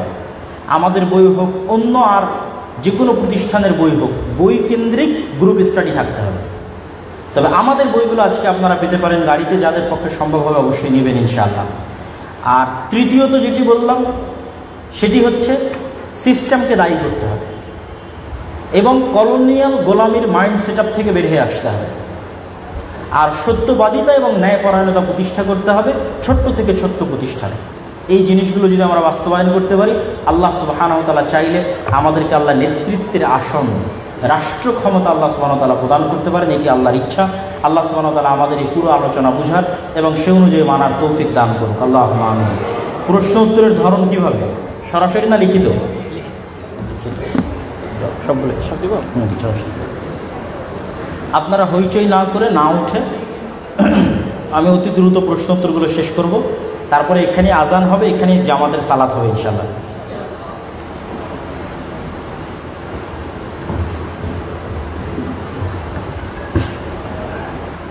আমি একজন দর্জি, জামা কাপড় বানাই, বানিয়ে দেওয়ার পর অতিরিক্ত কাপড় বেঁচে যায়। এই অতিরিক্ত কাপড় আপনি অবশ্যই যিনি যার পক্ষ থেকে বানিয়েছেন তাকে জানাবেন যে আপনার কাছে অতিরিক্ত কাপড় থেকে গেছে। যদি সে না নিতে চায় কোনো সমস্যা নেই, আপনার কাছে রাখতে পারেন। অথবা যদি এরকম হয় যে সবাই জানে যে এরকম অতিরিক্ত কাপড় হয় আর সবাই জানে যে অতিরিক্ত কাপড় আপনার কাছে থেকে যায়, তাহলে সবার জানার ভিত্তিতেও এটি কোনো সমস্যা নেই। আমি একজন এইচএসসি শিক্ষাবর্ষের শিক্ষার্থী। আমি একাডেমিক পড়াশোনার পাশাপাশি ইসলামী পড়াশোনা করতে চাই, কিভাবে আগাবো? সবার আগে কোরআন বিশুদ্ধ করতে হবে, কোরআন পড়তে পারতে হবে, এটা যে 1 নাম্বার। এই জন্য আমরা দাওয়া ইলাল্লাহর পক্ষ থেকে দেশব্যাপী আমাদের মক্তব পরিচালনা, মক্তবের ট্রেনিং, যারাই ট্রেনিং নিতে যায় তাদের যাতায়াত খরচও আমরা বহন করি। এখন পর্যন্ত 400-র অধিক মক্তব, বগুড়ারও বহু মক্তব গেছে আমাদের জামিয়া সালাফিয়াতে ট্রেনিং নিতে। আমরা ট্রেনিং দেই এবং যাতায়াত খরচ, থাকা খাওয়া সব আমরা বহন করি। তো এই কোরআনের গ্রুপ স্টাডি চালু করতে হবে ছাত্রদের মধ্যে, স্কুল কলেজ সবগুলোতে কোরআনের গ্রুপ স্টাডি চালু করতে হবে, যে তারা কোরআন শিখবে, পড়া শিখবে। কোরআন যদি পড়া শেখা হয়ে যায় তারপরে কি? তারপরে সবার আগে লাগবে হচ্ছে আজকে যে আলোচনা করলাম, তাওহীদ, শিরক, বিশ্বাস, ঈমান। ঈমানের যে 6টি পয়েন্ট আছে, এই 6টি পয়েন্টের উপর জ্ঞান অর্জন। তারপরে লাগবে ইসলামের যে 5টা বিষয় আছে, সেই 5টা বিষয়ের উপর জ্ঞান অর্জন। এইভাবে আস্তে আস্তে সামনের দিকে আগাতে থাকবে। পড়াশোনার সঠিক পদ্ধতি এবং তাতে মনোযোগ ধরে রাখার উপায় কী? পড়াশোনার আজকের যুগে পড়াশোনা কমে গেছে কেন? এই স্মার্ট যে ডিভাইসগুলো, ফোনগুলো, এগুলোর কারণেই তো আজকের যুগে পড়াশোনা কমে গেছে নাকি?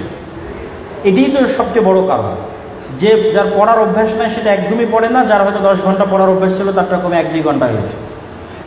এই জন্য এই স্মার্টফোনের নেশা থেকে আগে বের হয়ে আসতে হবে। এবং এই স্মার্টফোনের নেশা থেকে বের হয়ে আসার জন্য অন্তত 2টা রুলস আজকে থেকে ফলো করা যায়। 1, ঘুমানোর আগে মোবাইল চালাবো না, ঘুম থেকে উঠে মোবাইল চালাবো না। ব্যাস, সারাদিন মোবাইল চালাবো, কিন্তু কখন চালাবো না?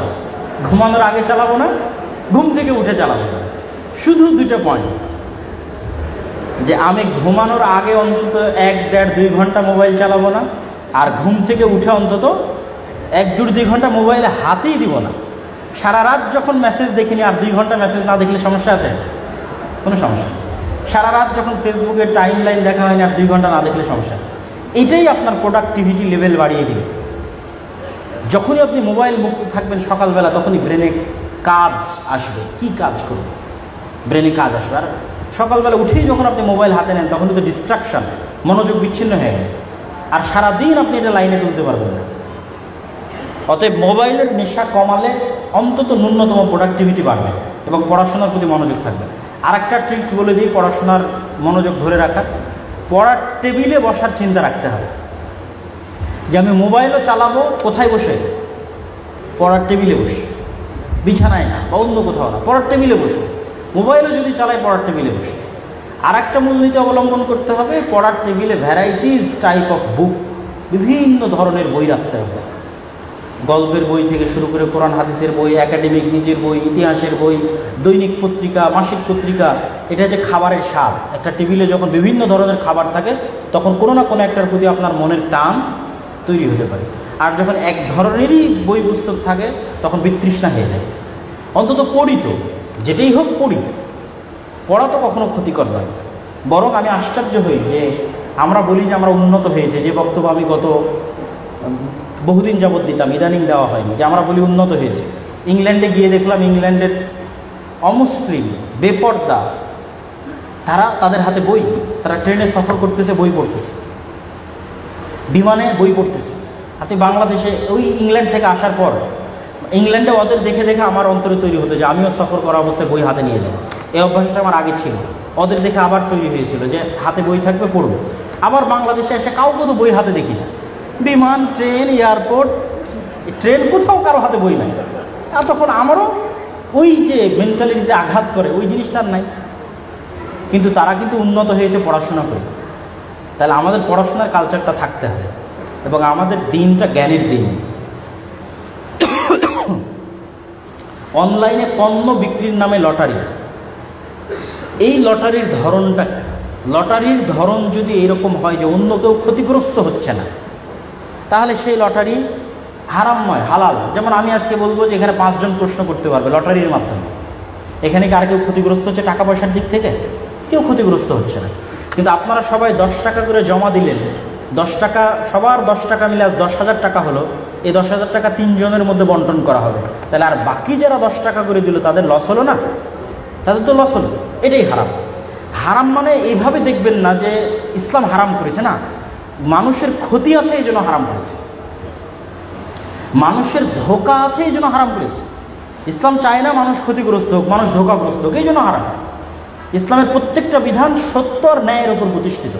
অন্যায় কিছু হোক এটা ইসলাম চায় না। এটা অন্যায় যে আমি 10 টাকা দিচ্ছি কিন্তু এই টাকাটা আমি কোনো কাজে লাগতেছে না, এটাই ধোঁকা। যদি এরকম অর্থনৈতিক লস থাকে লটারির মধ্যে তাহলে সেটা হারাম। অনেক সময় ব্যাংকে আমরা ইন্টারেস্ট ছাড়া টাকা জমা রাখি। ইন্টারেস্ট ছাড়া টাকা জমা রাখলে যদি প্রয়োজন হয় সমস্যা নেই। কোনো ব্যক্তি বিবাহের কিছুদিন পর মৃত্যুবরণ করলে এবং তার মৃত্যুর জন্য তার স্ত্রীর অন্য কারোর সঙ্গে বিবাহ হলে সেই ব্যক্তি পরকালে জান্নাতে গেলে তার সহধর্মিণী কে হবে? আমাদের নবী মুহাম্মদ সাল্লাল্লাহু আলাইহি ওয়াসাল্লামেরও এরকম স্ত্রী ছিলেন যারা পূর্বে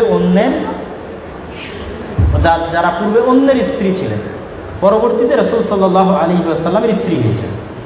তো আমার কাছে যেটি মনে হয় যে আল্লাহ সুবহানাহু ওয়া তাআলা পরকালে, যেহেতু আল্লাহ সুবহানাহু ওয়া তাআলা বলেছেন জান্নাত মানুষের চাওয়া, মানুষের চিন্তা এবং মানুষের কল্পনা শক্তির ঊর্ধ্বে, এবং মানুষের অন্তরে এমন কিছু চাইবে যেটি মানুষের আনন্দিত হবে, আর আল্লাহ সেটির ব্যবস্থা করে দিবেন না, এটি অসম্ভব। তাহলে এটির সমাধান দুইটা, হয় কারো অন্তরে এরকম কিছু জাগ্রতই হবে না, এবং যেটি জাগ্রত হবে সেটি আল্লাহ সুবহানাহু ওয়া তাআলা একমত জাগ্রত হবে এবং সেই একমতটা আল্লাহ সুবহানাহু ওয়া তাআলা পূরণ করে দেবেন। মানে আল্লাহ সুবহানাহু ওয়া তাআলা কাউকে তার হক থেকে কিয়ামতের মাঠে মাহরুম করবেন না। তবে লজিক্যালি যিনি সর্বশেষে তার স্বামী হিসেবে গণ্য হয়েছেন, লজিক্যালি তিনিই তার স্ত্রী হিসেবে মৃত্যুবরণ করতেছেন, সেহেতু কিয়ামতের মাঠে তিনিই তার স্ত্রী হিসেবে গণ্য হবেন বা জান্নাতে তার স্ত্রী হিসেবে গণ্য হবেন। যেহেতু দুনিয়াতেও যখন আমরা হিসাব করি তখন আমার আগে আরও 2-3টা স্ত্রী ছিল, তালাক দিয়ে দিয়েছি, এখন জীবদ্দশাতেই তো আমি তাকে আর আমার স্ত্রী বলতেছি না, বলতেছি না তো। ঠিক একজন একজন মহিলা মানুষের স্বামী ছিল, স্বামী মারা গেছে, নতুন যখন কেউ স্বামী হচ্ছে বা স্বামী তালাক দিয়ে দিয়েছে, তখন আগের জনকে তো আর আমরাই স্বামী বলতেছি না, লাস্ট যার সাথে সে জীবন পরিচালনা করতেছে তাকেই আমরা স্বামী বলতেছি। আল্লাহ সুবহানাহু ওয়া তাআলা এই বিষয়ে ভালো জানেন।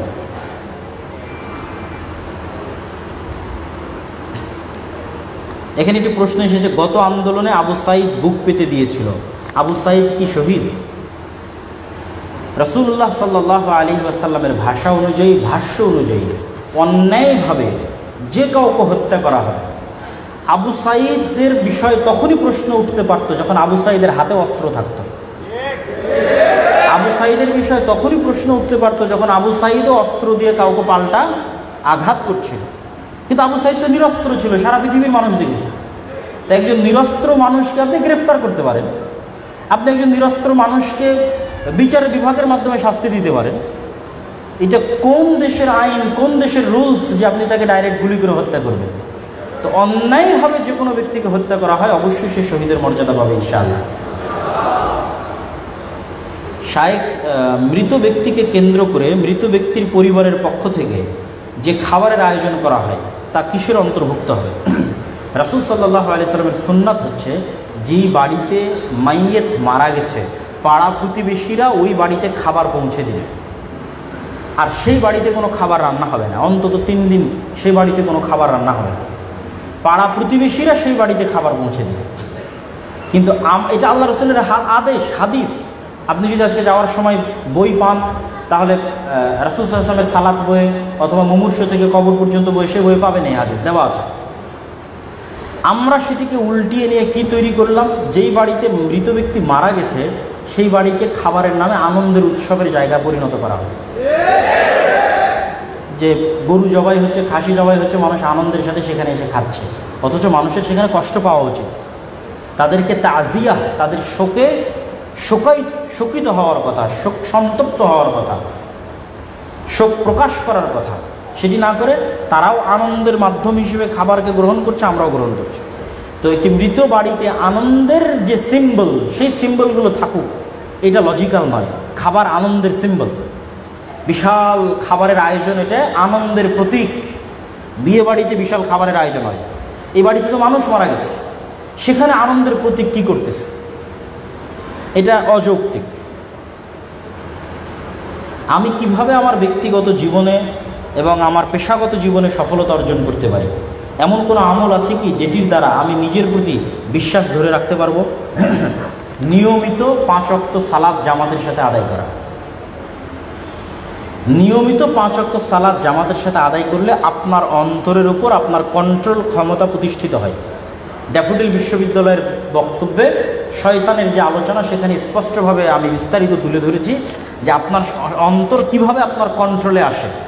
যেমন আল্লাহর নবীর শয়তান ইসলাম গ্রহণ করে নিয়েছিল, আত্মসমর্পণ করেছিল, আপনার শয়তান আত্মসমর্পণ করবে যদি আপনি অন্তরের সাথে এই ফাইটে জিতে থাকেন, জয়যুক্ত থাকেন। কি 5 ওয়াক্ত সালাত আমি আদায় করবই করবো, এর চেয়ে জরুরি কোনো কাজ নাই, আর আমি মসজিদে গিয়ে জামাতে আদায় করবো। এই ফাইটে যতক্ষণ আপনি জয়যুক্ত আছেন, ততক্ষণ আপনার অন্তরের উপর আপনার কনফিডেন্স, আপনার কন্ট্রোল, আপনার ব্যক্তিগত পেশাগত সকল জীবনে আপনার সফলতা আপনার হাতে ধরা দিবে ইনশাআল্লাহ।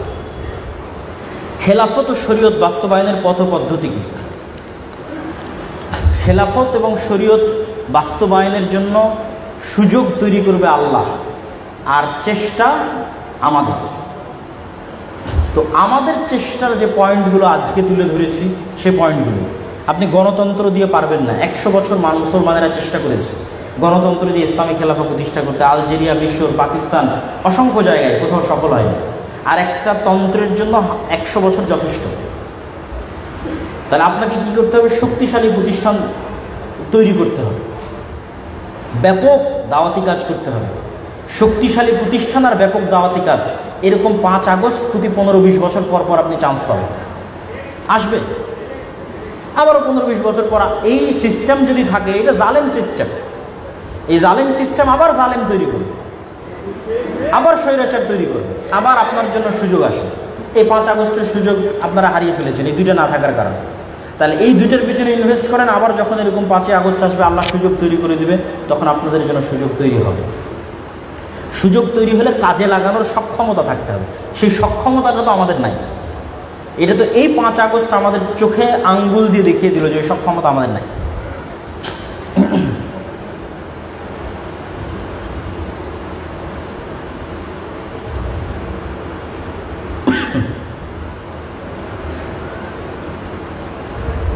হিন্দু ছেলে মুসলমান মেয়েকে বিয়ে করতে চায়, আর দিও না, ছেলেটা মুসলমান হতে চায়, এক্ষেত্রে বিয়ে জায়েজ হবে কিনা?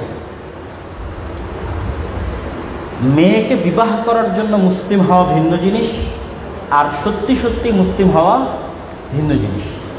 রাসূল সাল্লাল্লাহু আলাইহি ওয়াসাল্লাম কি বলেছেন? ইন্নামাল আমাল বিন্নিয়াত। আগে তাকে নিয়াত সাফ করতে হবে। আমি একজন মেয়েকে ভালোবাসি, তাকে পাওয়ার জন্য মুসলমান হব, এটির দরকার নেই। সত্যিই যদি ইসলামের প্রতি আস্থা এবং বিশ্বাস থাকে এবং সেই কারণে আমি ইসলাম গ্রহণ করছি, তারপরে আমি বিবাহের প্রস্তাব দিচ্ছি, তো ইসলাম গ্রহণ করলে এবং ইসলাম গ্রহণের বিষয়টি সত্য হলে, অন্তর থেকে হলে, শতভাগ ইখলাস এবং নিয়াতের সাথে হলে, তাহলে সেই ছেলের সাথে বিবাহ দেওয়াতে সমস্যা নেই। ঘুমের মধ্যে ভয়ে আটকে উঠি, করণীয় কি? অবশ্যই আপনি যে সুন্নাত জিকিরগুলো আছে সেগুলো পড়েন না।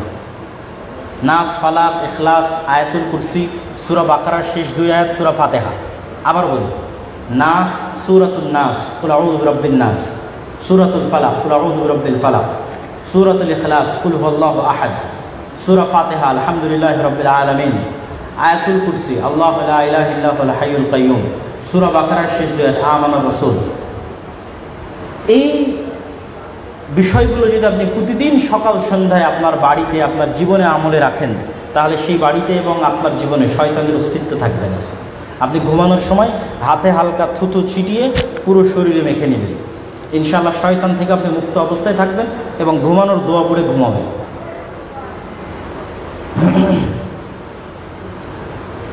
বারবার ওযু নষ্ট হয়ে যায়, এমনকি ফরজ নামাজের সময়।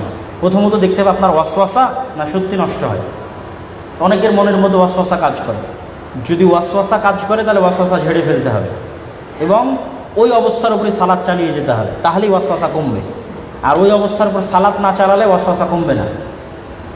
আর যদি মনে হয় সত্যিই হয়, তাহলে চিকিৎসা করাবেন, আশা করি ইনশাআল্লাহ পরিত্রাণ পাবেন।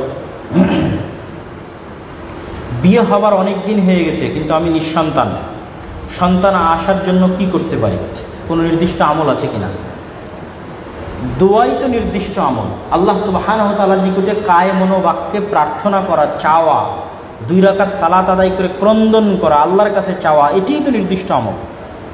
কেননা ইন্নাল্লাহা আলা কুল্লি শাইইন কাদির, আল্লাহ সকল কিছুর উপর ক্ষমতাবান। আল্লাহ ইব্রাহিম আলাইহিস সালাতু ওয়াস সালামকে 80 বছর বয়সে সন্তান দিয়েছেন। জাকারিয়া আলাইহিস সালাতু ওয়াস সালামকে বার্ধক্যে যখন তার স্ত্রী বন্ধ্যা, তখন জাকারিয়া আলাইহিস সালাতু ওয়াস সালামকে আল্লাহ সন্তান দিয়েছেন। মারিয়াম আলাইহিস সালাতু ওয়াস সালামকে আল্লাহ পিতৃবিহীন, স্বামীবিহীন অবস্থায় সন্তান দিয়েছেন।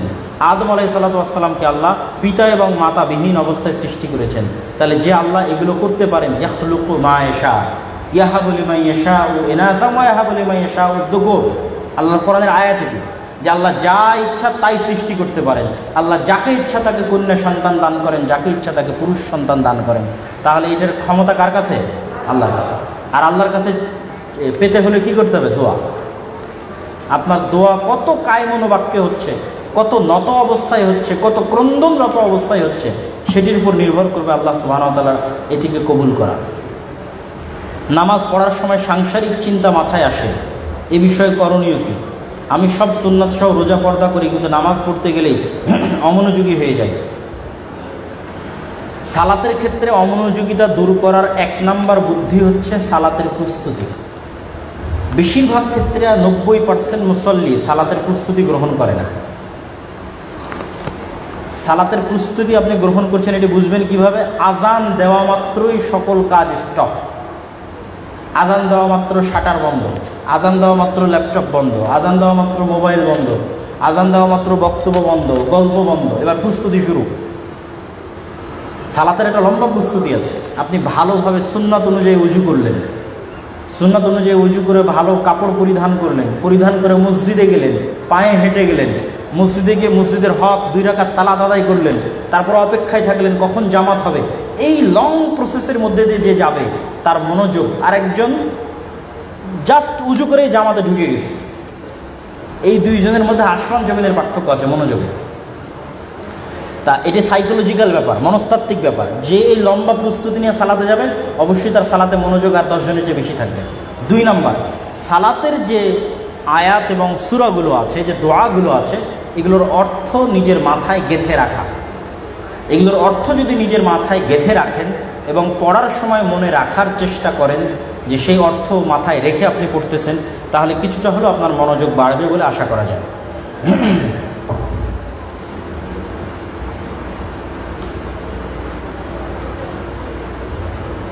আত্মীয়তার সম্পর্ক ছিন্নকারী জান্নাতে যাবে না। কোনো আত্মীয় যদি কবর পূজা করে সেক্ষেত্রে আমি কি করব? আপনার বাবা, আপনি মুসলমান হয়ে গেছেন, আপনার বাবা মুশরিক মানে হিন্দু আছে আর আপনি মুসলমান হয়ে গেছেন, তারপরেও আল্লাহর নবীর আদেশ হচ্ছে দুনিয়াবি বিষয়ে ওই মুশরিক কাফের বাবার সাথে ভালো ব্যবহার করতে হবে। দিনী বিষয়ে তার সাথে কোনো কথা নাই, কোনো ছাড় নাই, দিনী বিষয়ে কোনো কম্প্রোমাইজ নাই, কিন্তু দুনিয়াবি কথাবার্তায়, আচার ব্যবহারে, উঠা বসায় বেদাতি বহু দূরের কথা। আপনি মুসলিম হয়ে যে আপনার বাপ হিন্দু আছে, আপনার মা হিন্দু আছে, তখনও তার সাথে ভালো ব্যবহার করতে হবে। দুনিয়াবি বিষয় এটি আল্লাহর আদেশ, এটি রাসূল সাল্লাল্লাহু আলাইহি ওয়াসাল্লামের আদেশ। তো আমরা সবাই বৈঠক শেষের দোয়া পড়ি, সুবহানাকা আল্লাহুম্মা ওয়া বিহামদিকা আশহাদু আল্লা ইলাহা ইল্লা আনতা আস্তাগফিরুকা ওয়া আতুবু ইলাইক। আর আপনারা যাওয়ার সময় গাড়িতে